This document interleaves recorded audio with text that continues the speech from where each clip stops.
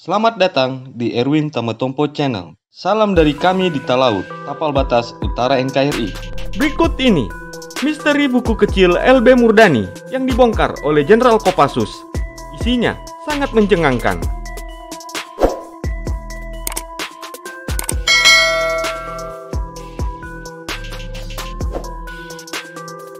Cerita tentang Jenderal TNI Purnawirawan Leonardus Benyamin Murdani atau yang lebih dikenal dengan nama LB Murdani seakan tidak ada habisnya untuk dikulik. Nama LB Murdani melegenda sebagai salah satu tokoh tentara nasional Indonesia dan tokoh intelijen Indonesia. Kini, nama LB Murdani kembali diangkat oleh Menteri Koordinator Bidang Kemaritiman dan Investasi, yakni Luhut Binsar Panjaitan. Luhut mengungkapkan tentang buku kecil lusuh yang kerap dibawa oleh LB Murdani. Diakui oleh lulusan terbaik Akademi Militer tahun 1970 ini, banyak pelajaran mengenai kepemimpinan dan kemiliteran yang dipelajari dari Jenderal TNI LB Murdani.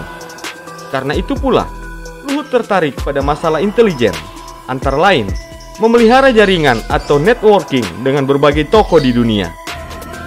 Status Luhut sebagai Golden Boys Benny Murdani bukanlah tanpa konsekuensi.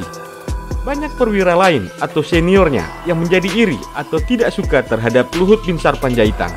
Pasalnya, beliau yang kala itu masih perwira menengah sering dipanggil ke ruangan Benny Murdani. Bahkan, keduanya kerap terlibat pembicaraan selama berjam-jam. Roda kehidupan terus berputar ketika Benny Murdani pensiun dari jabatan sebagai Panglima ABRI dan secara perlahan kekuasaannya mulai sirna. Karir Luhut Binsar Panjaitan di militer pun mandek.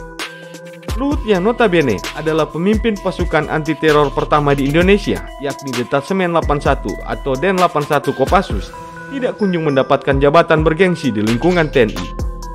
Alih-alih menjadi Danjen Kopassus atau tempat Luhut Binsar Panjaitan lama bertugas, menjadi Pangdam atau level Kepala Staf Kodam atau Kasdam tidak pernah dia rasakan. LB Murdani, ucap Luhut, mempunyai buku kecil yang sudah lusuh.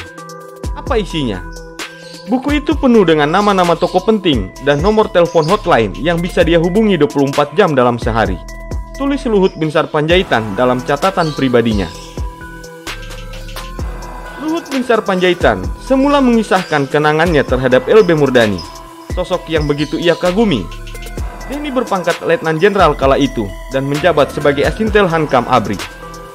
Bersama Kapten Infanteri Prabowo Subianto yang kini menjabat sebagai Menteri Pertahanan, Luhut Binsar Panjaitan dipercaya untuk belajar anti-teror di Satuan Elit Kepolisian GSG 9 Jerman Barat. Ketika itu, Indonesia baru saja mendapatkan pengalaman yang menggentarkan dunia, yakni melumpuhkan teroris pembajak pesawat Boeing. Menurut Luhut, LB Murdani selalu memintanya untuk memberikan laporan kemajuan sekolah di Jerman.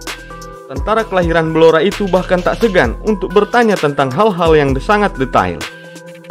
Sepulang dari Jerman, Luhut memimpin pasukan anti-teror pertama di Indonesia, yakni Detasemen 81 Kopassus. Ketika ini, interaksinya dengan LB Murdani semakin intensif.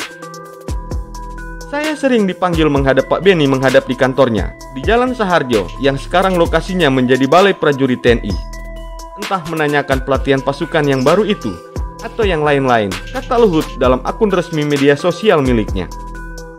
Luhut pun menggambarkan, Jenderal TNI LB Murdani memiliki karakter yang sangat kuat. Auranya memancar wibawa, ditambah dengan wajahnya yang sangat keras dan jarang tersenyum. Saya kagum bahwa loyalitas kepada pimpinan negara dan NKRI tidak perlu dipertanyakan lagi. Setiap kata atau tindakannya sangat mencerminkan. Menurut istilah sekarang, kesetiaan yang tegak lurus, ujar mantan Komandan Grup 3 Sandi Yuda Kopassus tahun 1990 ini. Jauh sebelum menjadi orang kepercayaan Presiden Soeharto dengan ditunjuk sebagai Panglima ABRI, Jenderal TNI Purnawirawan LB Murdani telah berkutat di dunia intelijen. Mentornya tidak lain adalah Ali Murtopo, mantan asisten pribadi Soeharto, yang pernah menjabat sebagai Wakil Kepala Badan Koordinasi Intelijen Negara atau BAKIN. LB Murdani sesungguhnya tidak pernah punya pengalaman memimpin teritorial. Namun, ia memiliki catatan emas saat terjun di Merauke saat melawan kolonial Belanda dan setelahnya menumpas gerakan PRRI Permesta di Sumatera. Untuk diketahui, pada tahun 1962, pasukan Kopasanda yang saat ini bernama Kopassus terlibat dalam operasi tertutup menyusup ke Merauke. Kapten LB Murdani memimpin satu pasukan melakukan terjun payung ke daerah rawa-rawa di Merauke. LB Murdani menyebut dirinya yang mengusulkan ide penyusupan itu lantaran slogan dari Sabang sampai Merauke. Sabang merupakan kota di paling ujung barat Aceh, sementara Merauke dianggap sebagai kota paling timur di Indonesia. Slogan itu juga menjadi judul lagu nasional yang berjudul sama. Ia berpandangan, penguasaan Merauke akan memberikan pengaruh psikologis bagi kampanye Presiden Soekarno untuk mengambil alih Papua dari Belanda. Soekarno memakai frase tersebut ketika memerintahkan invasi ke Papua.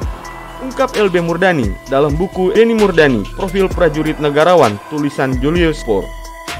Hampir seluruh karirnya dihabiskan untuk mengurus masalah intelijen.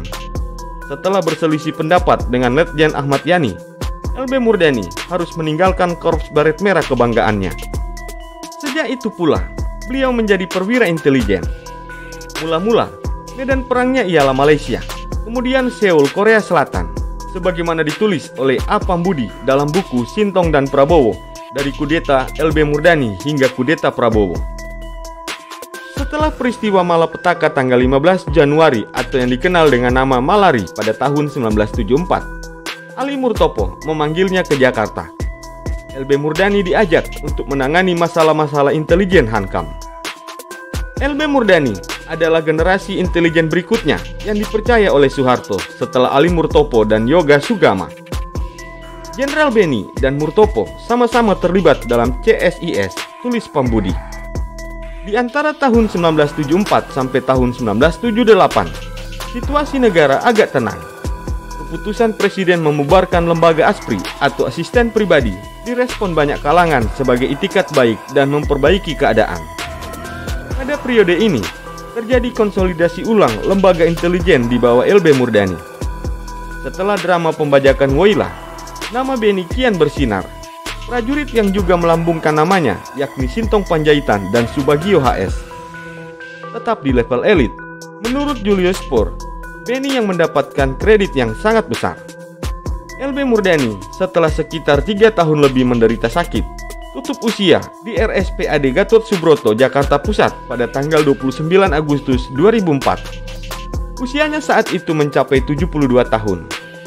Jenazahnya kemudian dikebumikan di Taman Makam Pahlawan, Kalibata, Jakarta. Itulah kisah misteri buku kecil Jenderal TNI Purnawirawan LB Murdani yang dibongkar oleh Jenderal Kopassus Luhut Binsar Panjaitan. Semoga tayangan ini bermanfaat dan dapat menambah wawasanmu ya guys. Sampai jumpa di tayangan kami selanjutnya.